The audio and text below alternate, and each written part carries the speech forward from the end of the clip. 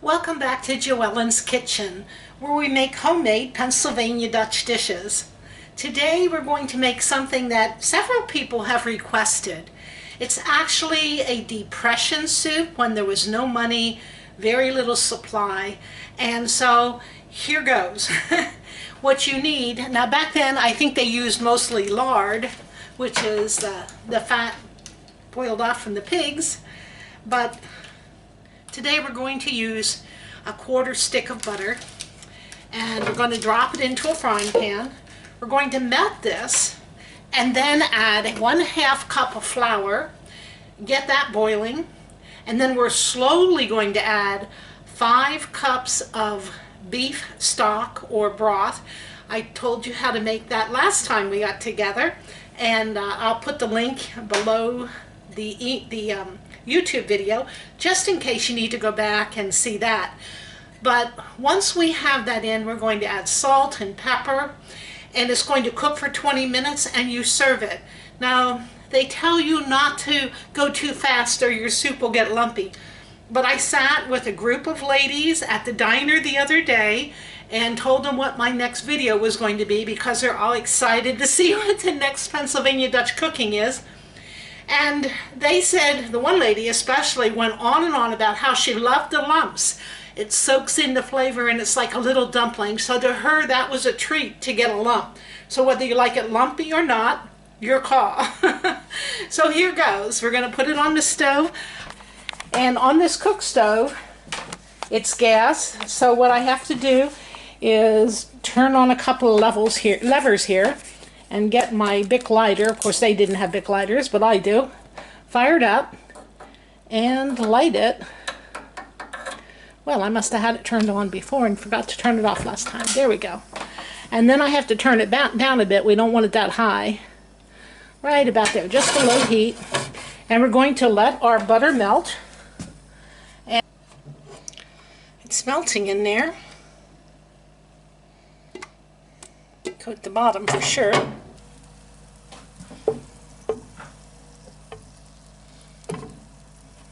we go. I think we got it. Just have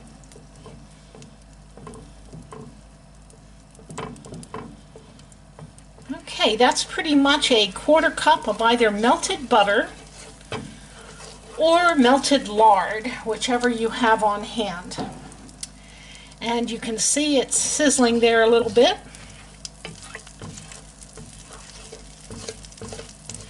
So what we're going to do is add a little flour, a little more flour,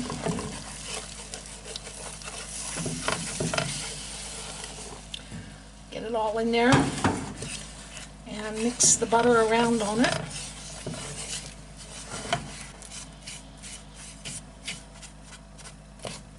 Okay, and here I cooked off my beef bones and stock and was able to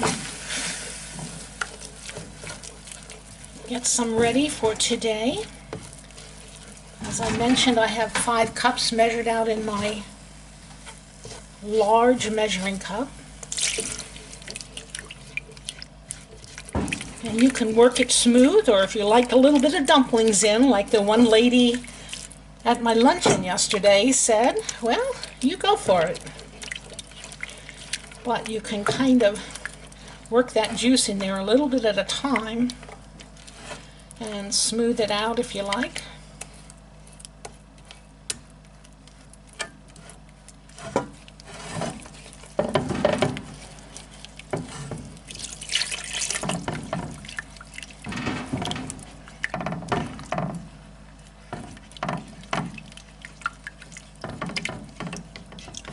But you'll find the beef stock or chicken stock or ham stock, whatever you choose to use, is what really gives it the flavor, because it's nothing more than adding a little bit of salt and pepper, the flour, and either the butter or the lard.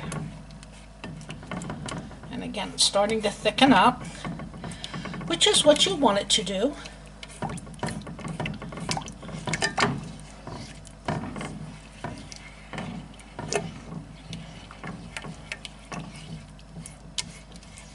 Now another variation on this is to cut some chunks of potatoes and turn it into a potato soup.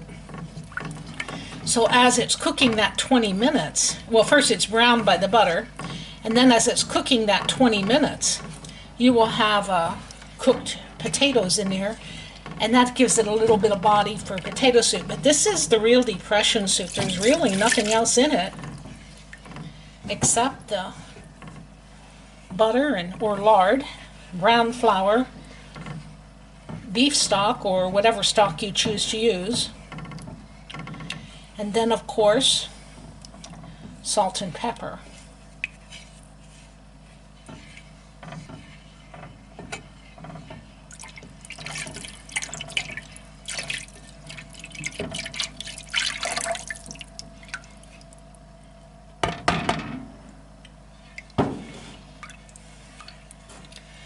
Now there was a little tiny shreds of meat that cooked off of the bones, and that's what you're going to see floating around in there. So again, that helps to add the flavor.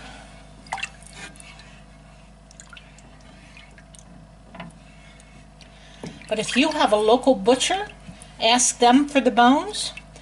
And if you don't, maybe go to Giant or one of the larger grocery stores and ask in their butcher department, can I get some bones from you to make bone stock?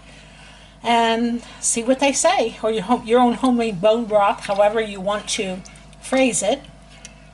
I'm going to look at my clock, and we're going to give this 20 minutes to cook. We're going to stir it once in a while. Okay, to our soup we're going to add a half to a teaspoon of salt, and of course some pepper to taste. And we'll stir that in, and as you can see, we have a thickening of the soup, and it's about ready to serve. But before we do that, this is such an easy and simple recipe. Let's read some of the wonderful Pennsylvania Dutch history that I have in my one cookbook that was gifted to me. This is my Pennsylvania Dutch cookbook, and I'm going to read Who Are the Pennsylvania Dutch by Anne Hark, author of Hex Marks, The Spot. Away back in the year 1681, there spread along the reaches of the Rhine in Europe a strange rumor. In a distant land, across the sea, an Englishman named William Penn had just received a princely grant of land, greater than all Bavaria, Württemberg, and Baden put together. To that land he was now inviting the peoples of the Rhine. Those peoples who for decades past had cowered miserably beneath the heel of a succession of invaders, hardly a kingdom or a principality that hadn't fallen the cruel impact of war. Its homes laid waste, its rich fields ravaged, its inhabitants subjected to relentless persecution. To these now, the rumors spreading far and wide seemed unbelievable. For William Penn, that tall young Quaker, who 4 years before had visited the Rhineland preaching views not very different from those held by some of their own sex, was offering them a haven in America. Their land was plentiful, he said, and peace abode. Each man worshipped God according to his own and not another's conscience, under laws in whose dictating every one had a hand. Almost at once, the invitation was accepted by small groups first, and gradually by ever-swelling numbers, till in 1776, almost one half of the residents of Pennsylvania hailed from German states. From the Palatinate, their fertile pocket of the Upper Rhine, came the majority of immigrants to land at Philadelphia, then spread, fan-wise, through the valleys of the Susquehanna and the Schuylkill, up and down the Lehigh and the Perkiomen, and today in Lancaster and Berks and Snyder counties, in Northampton, York, and Lehigh, In Monroe and Bucks and Lebanon and Schuylkill and still other sections, the descendants of these sturdy pioneers are known as the Pennsylvania Dutch. They brought with them their sturdy seekers after peace, a background and a culture that was played no meager part in shaping and enriching life as it is known today. Among them, in outstanding numbers, came the farmer folk, who knew good land by instinct and made straight for walnut-dotted limestone valleys, where the dark rich soil soon yielded produce in abundance to fill up and overflow their big Swiss barns. But with them, too, came artisans and scholars, potters, printers, lawyers, weavers, turners, ministers, and gunsmiths, men from every walk of life, proficient in the occupations that they called their own. They brought their Bibles with them, and their deep religious feeling, with their music that was part of everyday devotion in their churches, schools, and homes. But paramount among the rest, they brought their love of color and of decoration, of hearts and birds and tulips, painted in bright blues and earthly reds and brilliant greens, of animals, and suns and moons and stars and trees of life, and other nave symbolism dating back into the past. Here in a new and freer land, with different media and tools not always adequate, they set down once again the old familiar themes, on barns and birth certificates, on tombstones, chairs, and pottery, on dower chests and butter molds, on stoves, on stove plates, clocks and almanacs in lovely fracture painting, on rare manuscripts and ancient songbooks, all those quaint and charming objects that today are the collector's pride and joy.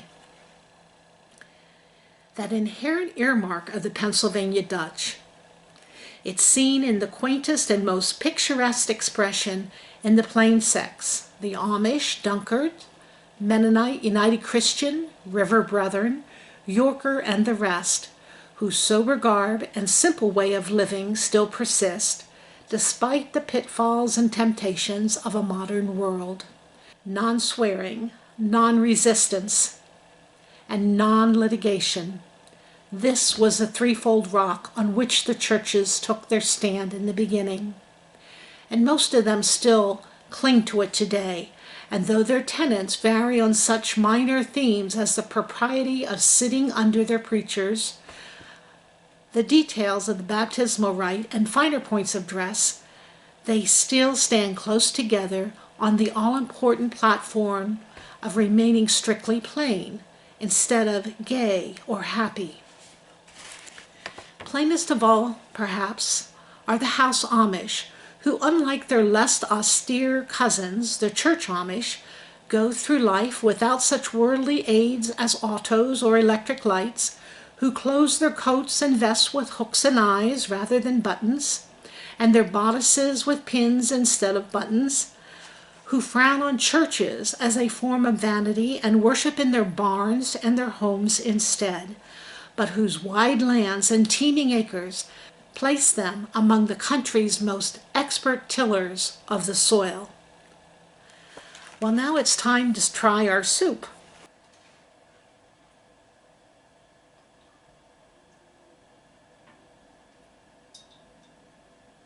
Truth be told, the brown flour soup looks an awful lot like gravy, but instead of using cornstarch for the thickening, you're using a flour, and you're adding the butter, of course. To serve this, it's often used with a bit of cheese sprinkled in the center, and that can melt a bit. And we're ready to try it out.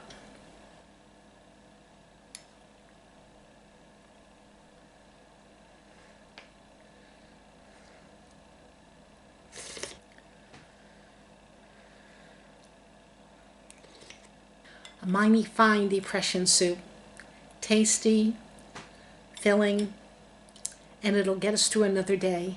Thank you for joining me.